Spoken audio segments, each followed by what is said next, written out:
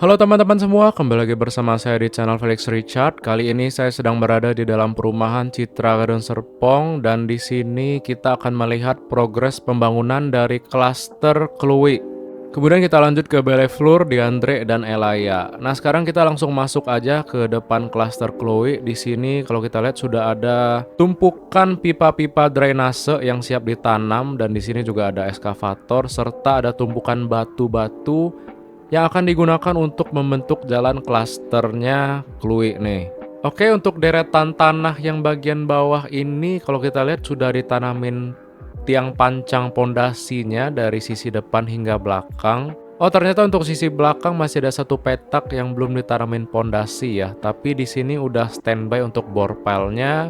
Ya kemungkinan sore ini setelah video saya buat harusnya udah selesai tuh untuk pembuatan pondasinya. Kemudian kita lanjut lagi mengarah ke belakang, jalannya sudah rata tuh. Kalau kita lihat di sini batunya juga udah semakin rapi, semakin padat. Tinggal ditumpuk sama pasir dan dikasih paving block ya. Dan untuk pipa drainasenya di sini juga sudah tertanam ya. Nah, ini yang saya zoom, pipa drainasenya udah ketanam, tinggal disambungin aja tuh antara sisi satu dengan sisi lainnya untuk pipa drainasenya. Kemudian kita lanjut lagi mengarah ke belakang. Kalau kita lihat sisi belakang ini progresnya lebih dahulu dan pondasinya sudah tentu saja sudah terbentuk dan struktur bangunannya sudah mulai akan dibuat nih. Kalau kita lihat di depan itu sudah banyak bahan-bahan bangunan yang disiapkan untuk membuat struktur rumahnya nih. Nah, ini saya zoom, kita maju lagi sampai ke belakang. Karena sisi belakang dari klaster Chloe ini dikerjain duluan nih. Dan jalanannya juga sudah rata ya teman-teman. Jalannya sudah rapi dan udah hampir selesai untuk jalannya. Paling nanti tinggal dirapihin lagi lah kalau sudah jadi semua nih rumah yang sisi belakangnya. Nah, untuk klaster Chloe sampai ujung sini aja ya. Karena memang tidak terlalu besar untuk tanah di klaster ini. Nah, ini udah sisi paling belakang, paling ujung itu ada tempat mobil putar balik. Udah disiapin juga. Kita berputar lagi ke arah ke depan. Untuk sisi sini juga pondasinya udah siap. Tinggal dibeton dan tinggal dibuat untuk struktur rumahnya. Kalau untuk serah terimanya mungkin ada teman-teman yang nanya ke saya via WA gitu. Serah terimanya kira-kira kapan? Ya kemungkinan kalau kita lihat dari progresnya ini sih ya mungkin ya Q2 atau Q3 di tahun 2025 ya teman-teman. Ya ini prediksi-prediksi aja kalau kita lihat dari progresnya ini. Kemungkinan di Q2 itu di bulan April, Mei, Juni atau enggak sampai September tuh teman-teman, kisaran di situ deh. Oke, kita balik lagi mengarah ke depan. Nah, jadi kalau kita lihat di sini untuk yang dibuat pondasi duluan itu sisi depan dan sisi belakang ya. Sisi tengah mungkin belakangan nih untuk klaster Chloe-nya. Oke, setelah selesai kita melihat progres dari klaster Chloe, sekarang kita lanjut lagi ke klaster seberangnya nih, adalah klaster Bellefleur. Langsung aja kita nyebrang untuk melihat progres pembangunannya. Kita mulai dari sisi paling kanan dari gerbang utama Bellefleur-nya. Kalau kita lihat kemarin itu sisi paling kanan ini pengerjaannya belakangan ya teman-teman. Berbeda dengan klaster Chloe tadi yang dikebutin yang sisi belakang dulu. Nah yang klaster Bellefleur ini untuk sisi paling kanan ini kemungkinan tahap akhir-akhir ya teman-teman. Karena dibandingin dengan rumah yang deretan sebelahnya itu lumayan jauh untuk progres pembangunannya ya. Nah ini kita majuin untuk melihat progresnya. Drone-nya akan saya majuin jadi semoga kelihatan. Dan ini saya akan ngarahin untuk ngelihat sisi belakang rumahnya ya. Mungkin ada teman-teman yang request untuk melihatin sisi belakang rumahnya, taman belakangnya. Apakah sudah jadi ataupun masih dalam progres ya. Jadi di sini kalau kita lihat untuk sisi belakangnya juga sama, masih dalam tahap untuk progres penyelesaian.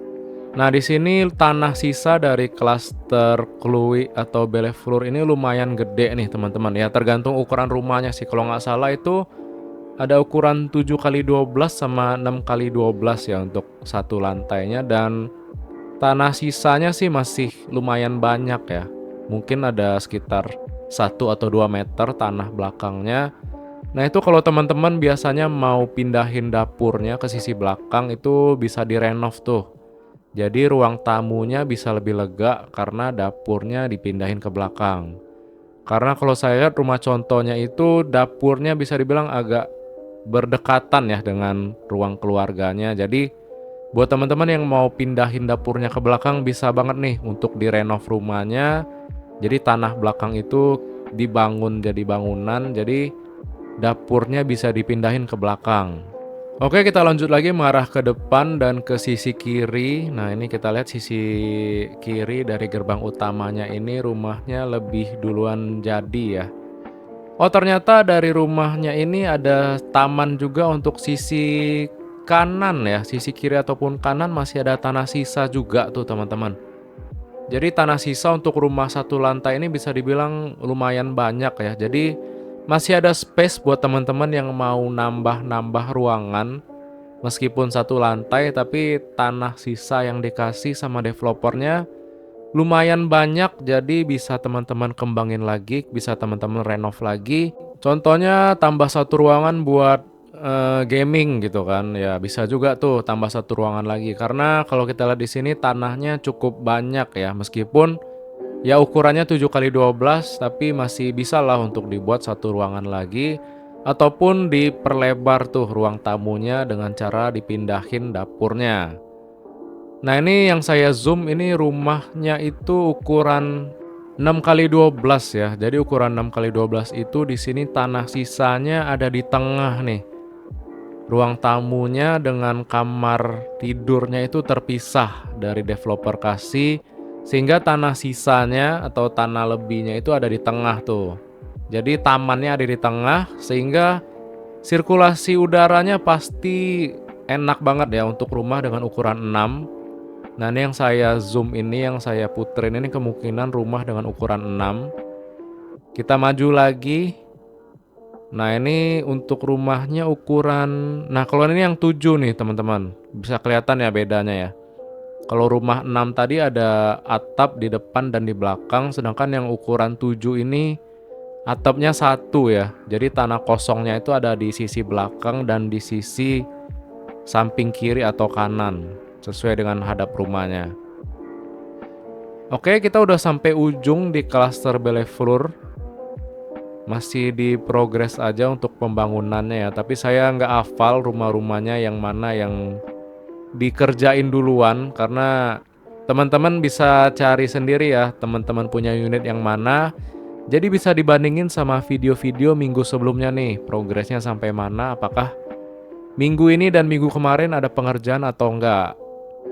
Tapi kalau saya lihat sih secara keseluruhan ada perubahan terus ya. Kalau saya lihat secara sekilas dan kalau saya bandingin lagi dengan video-video sebelumnya itu ada perubahan. Contohnya di fasad depannya itu yang di sini kalau kita lihat sudah mulai dirapihin tuh, udah dicat, udah dipolis-polis juga untuk warna-warnanya. Dan mungkin tinggal sisi bagian belakangnya untuk masih dikerjain. Oke, kita sudah selesai untuk melihat progres pembangunan dari klaster Bellefleur serta Clouy. Kita mengarah lagi ke gerbang utama dari Bellefleur. Di sini gerbang utamanya pun sudah mulai dirapihin nih teman-teman. Untuk klaster Bellefleur ini. Sekarang kita mengarah ke belakang ya untuk melihat progres pembangunan dari klaster Diandre dan klaster Elaya. Nah, klaster Diandre ini posisinya bersebelahan dengan klaster Bellefleur, teman-teman. Untuk sepanjang jalan di sisi kiri ini akan menjadi ruko ya, akan dibangun ruko di sepanjang jalan ini. Dan sekarang kita sudah berpindah ke area tanah klaster Diandre. Yang saya zoom ini adalah sisi belakang dari klaster Diandre. Ini tanah klasternya sudah dirapihin juga, sudah dibatuin dan udah dikasih pasir dan udah diratain. Kemudian di bagian tengahnya di sini sudah ditanam untuk pipa-pipa drainase ya. Nah, ini jalan-jalanannya sudah mulai digali pinggir-pinggirannya, kemudian ditanamin pipa-pipa drainase.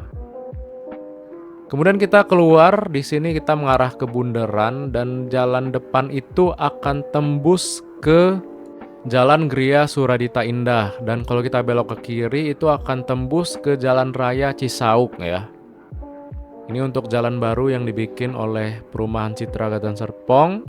Kemudian kita mengarah ke tanah klaster Elaya. Ini adalah klaster terbaru dari Perumahan Citra Gadang Serpong. Pertanggal video ini dibuat di awal Juli 2024. Di sini masih tahap launching untuk klaster Elaya itu udah masuk tahap kedua nih teman-teman. Nah, ini yang saya zoom sedang dibuat untuk saluran airnya nih. Yang di tengah itu sedang ada galian untuk pembuatan saluran airnya di dalam klaster. Nah, ini mulai dibentuk juga untuk jalan-jalan klasternya dan saluran airnya sudah mulai disiapkan. Kemudian di seberang dari klaster Elaya ini adalah clubhouse nih teman-teman. Lake Park, sebutannya adalah Lake Park untuk klaster-klaster yang nggak ada clubhouse di dalam klasternya. Yaitu klaster Bellefleur, Diandre, Chloe, dan Elaya. Itu semua klasternya nggak ada clubhouse di dalamnya ya. Cuman klaster Iris yang ada clubhouse di dalam klasternya teman-teman.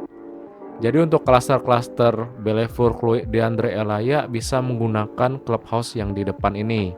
Sebutannya Lake Park ya. Oke, ini adalah batas terakhir untuk progres pembangunan dari Citra Gadang Serpong yang tanah-tanah merah ini. Kemudian di sini saya zoom ada jalan kecil yang bisa dilewatin 2 mobil. Ini adalah jalan padat karya yang akan tembus ke Jalan Gunung Maloko dan melewati perumahan Go Home Residence yang di depan itu ya teman-teman. Kemudian dari Jalan Gunung Maloko kalau kita lurus lagi itu akan ketemu dengan perumahan Giantara Serpong City. Nah, di depan itu adalah perumahan Giantara Serpong City untuk klaster pertamanya, klaster Nerin, dan sedang ada tahap untuk klaster kedua, klaster Kione. Buat yang penasaran mau liatin progres pembangunan dari Giantara Serpong City, bisa lihat atau klik link video yang muncul di sisi kanan atas ya teman-teman. Untuk perumahan Giantara Serpong City saya juga cukup rutin melihat progres pembangunannya ya. Oke, sekarang kita balik lagi ke perumahan Citra Gadang Serpong. Tepat di bawah ini adalah Lake Park. Kemudian kita geser sedikit ke kanan. Di sini adalah tanah untuk klaster terbaru selanjutnya setelah Elaya. Akan ada klaster baru lagi dari Citra Gadang Serpong ya. Tapi kemungkinan akan di launching setelah perumahan klaster Elaya itu sold out teman-teman. Jadi posisi klaster terbaru setelah Elaya akan berada di belakangnya Lake Park teman-teman ya, yang tanah kosong tadi. Baik teman-teman, mungkin sekian dulu komentar dari saya terkait dengan progres pembangunan perumahan Citra Gadang Serpong. Kita udah melihat klaster Chloe, kemudian kita lihat klaster Bellefleur, serta klaster Diandre, dan yang terakhir ada klaster Elaya. Di sini semuanya masih dikebut untuk pembangunannya ya. Saya ucapin terima kasih buat teman-teman yang udah nonton sampai akhir. Terima kasih juga buat teman-teman yang udah like, komen, dan subscribe. Dan tentu saja buat teman-teman yang udah support via transfer rekening ataupun Saweria, ataupun di sini saya ada bikin member-memberan YouTube. Mungkin kalau iseng teman-teman boleh coba join ya. Jadi video yang saya upload akan saya share ke yang member-memberan itu dulu biar algoritmanya nggak nabrak, karena kalau saya langsung share beberapa video di hari yang sama, jadi kayak sistem YouTube-nya itu nganggap spam gitu. Jadi videonya nggak akan dinaikin sama YouTube-nya. Mohon dimaklumin ya teman-teman. Jadi saya akan share ke membership dulu dan kemudian pasti akan saya lanjut share ke publik. Oke teman-teman, akhir kata saya ucapkan terima kasih kembali dan kita berjumpa lagi di video selanjutnya. Bye bye.